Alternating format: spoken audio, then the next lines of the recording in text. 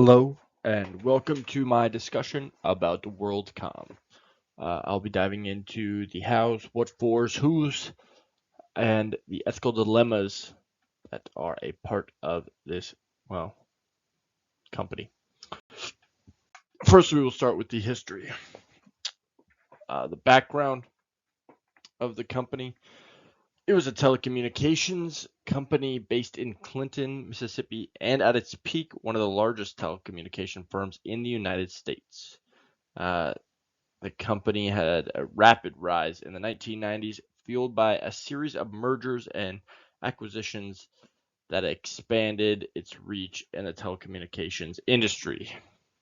Some of the backgrounds include the following. So, firstly, the foundation and early growth in the 1980s to 1990s. So, WorldCom was founded in 1983 by Bernard Ebers in Clinton, Mississippi. The company initially focused on providing long-distance telephone services. The company grew steadily through a series of mergers and acquisitions. One of the significant mergers and acquisitions was purchase of MCI Communications Corporation in 1998, which expanded WorldCom's presence and offerings. Other mergers and acquisitions, WorldCom's growth strategy relied heavily on mergers and acquisitions. In addition to the acquisition of MCI, WorldCom acquired another major company, including UUNet Technologies, CompServe, and MFS Communications. These acquisitions were aimed at diversifying WorldCom's services, including internet services and data transfers, to position the company as a comprehensive telecommunications provider. During the late 1990s, the company would look into. The company was one of the high flyers in the stock market world. The company's stock price experienced significant growth, and WorldCom was considered a darling among investors. The success of WorldCom was attributed to its aggressive expansive strategy, offering a wide range of telecommunications services and overall boom in the technology and telecommunications sector. And then in 2002, they ran into a little bit of a scandal and bankruptcy. 2002, WorldCom faced a severe financial crisis when it was revealed that the company had engaged in massive accounting irregulations. The company had inflated its profit through improper accounting practices, including the capitalization of expenses. The accounting scandal led to WorldCom filing for Chapter 11 bankruptcy in July 2002, marking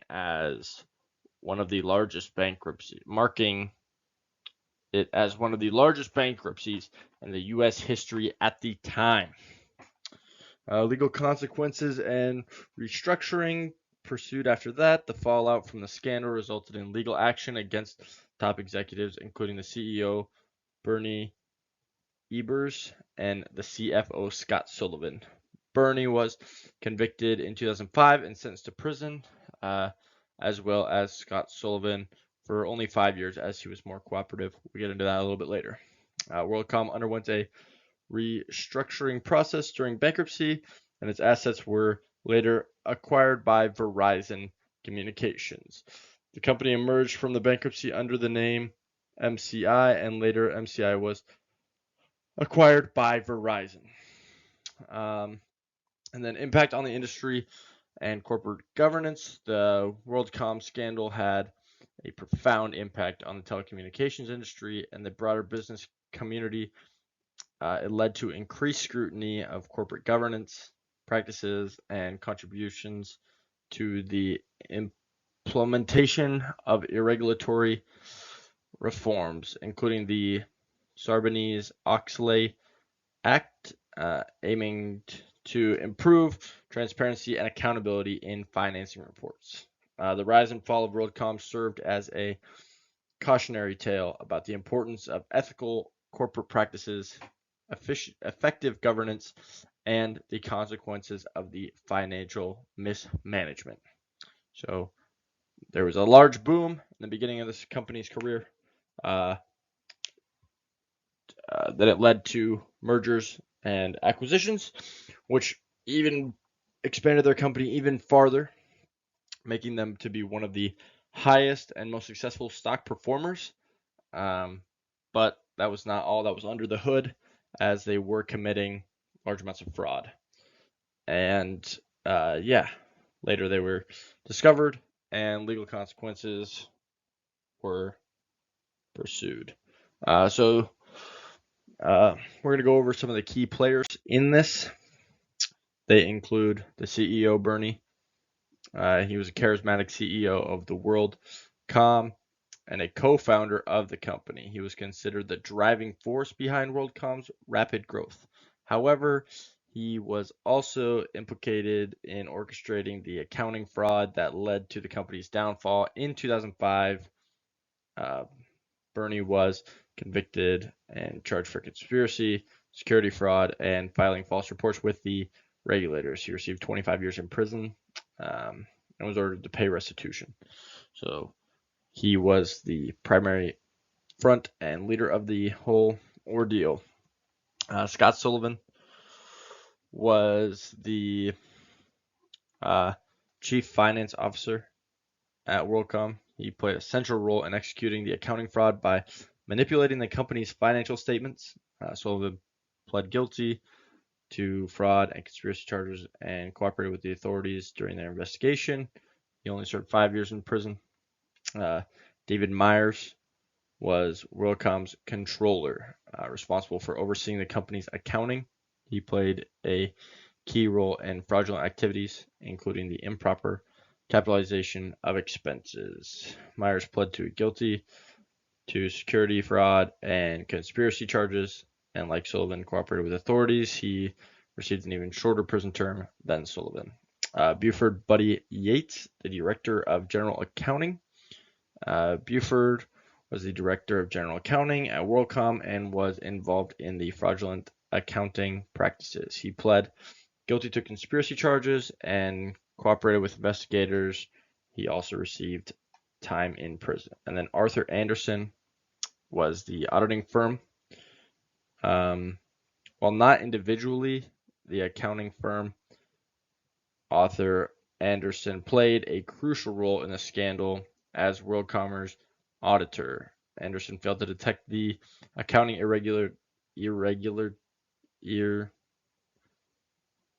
the accounting mistakes, I guess. I can't say that word right now. I'm sorry. And was accused of not exercising proper due diligence. The fallout from the scandal led to the collapse of Arthur Andersen's. So, just to sum up, Bernie was the CEO. He was the driving force, the leader of the company. Credited his success and also his failure, as it eventually led them to ruin. Scott Sullivan, David Myers, and Buford were all part of the accounting team who looked after the finances and were liable for cooking the books. And then Arthur Andersen, while not being a part of this dream team, was still a driving factor, as he did audit the company and yet did not catch any of the mistakes, any of the errors that he should have. So he was also in pretty big trouble. He did not serve prison time, as he was not a part of the scandal per se, but he did have some repercussions as well. Some of the critical issues that happened and led them to their downfall: expense capitalization. WorldCom engaged in the improper capitalization of ordinary expenses such as line costs. Instead of properly expending these costs on the income statement, the company treated them as long-term assets, inflating profits and masking the true financial health of the company. So they They also fabricated revenue entries to further boost reported financial performance. These fictional entries created a false picture of the company's revenue and profitability. The leadership by Bernie was also a big reason the company failed, as he was engaged in fraudulent activity, exerting pressure on subordinates to meet aggressive financial targets. His leadership style fostered a culture that prioritized short-term financial gain over ethical business practices. Excuse me. And then the lack of oversight and accountability. The company lacked effective internal controls and oversight mechanisms. There was a failure in the cooperative governance structure to prevent or detect the fraudulent activities. Board members and executives were not sufficiently questioning the financial practices, meaning they were reading the books and just going along with it. They may not have been well versed in reading the actual numbers and understanding them, but it is still on their hands as well. So the board oversight. The board of directors have failed to provide adequate oversight of the company's financial management. There were instances where the board members did not thoroughly question or challenge the financial reports and practices. And then the another big thing that came up was the external auditor complication. The audit committee, a crucial component of the correspondent governance responsibility for overseeing financial reporting and auditing process, did not function effectively. It failed to identify the red flags and question the accounting practices. This is where Arthur Anderson's came in and did not catch any of the irregularities. I don't know why I can't say that word. I'm sorry. Any of the errors in the accounts.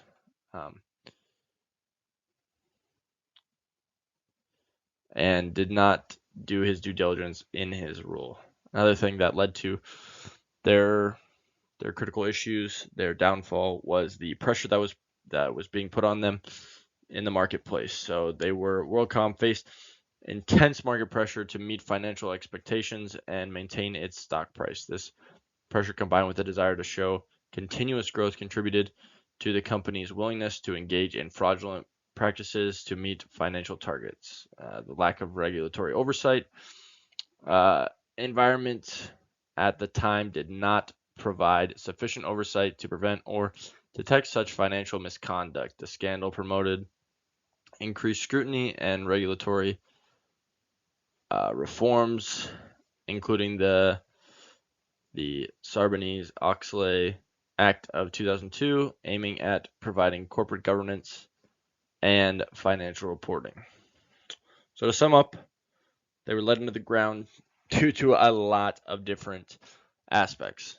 They were caught as well due to a lot of different aspects, but yeah, the majority of the things that they were committing, were just bad. The whole company, until I want to say like 1993, when they took over their last merger, was good, was honest, was well done. They were very aggressive in the technology of telephones, as it was brand new. They wanted to be the first on the map to offer these new technologies, and they did pretty well at doing that until they started to lose their rapid growth that they were having. It typically ended, the big kicker, and a lot of questions that I see were about their deal falling through with Sprint. They looked to merge with Sprint and take over Sprint, which would have continued their growth and helped their influence and mergers and acquisitions and all that. But since that fell through, I mean, the company was basically under at that point. There was no real redemption in saving it through the leadership. And at that point, as a subordinate, I think, I mean, if you didn't know by then, you should have been reporting them and looking into that. I think the problem was a lot of the subordinates were exactly that. They're getting paid. Maybe they didn't exactly know what they were doing. I mean, the people who were the key aspects definitely did, but I'm saying the employees, maybe they didn't exactly know what they were doing. That's being led into this scandal, really. I would say, as far as the ethical dilemma of this company and where we should fall as Christians, the whole company after its denied merger with Sprint was basically doomed to fail.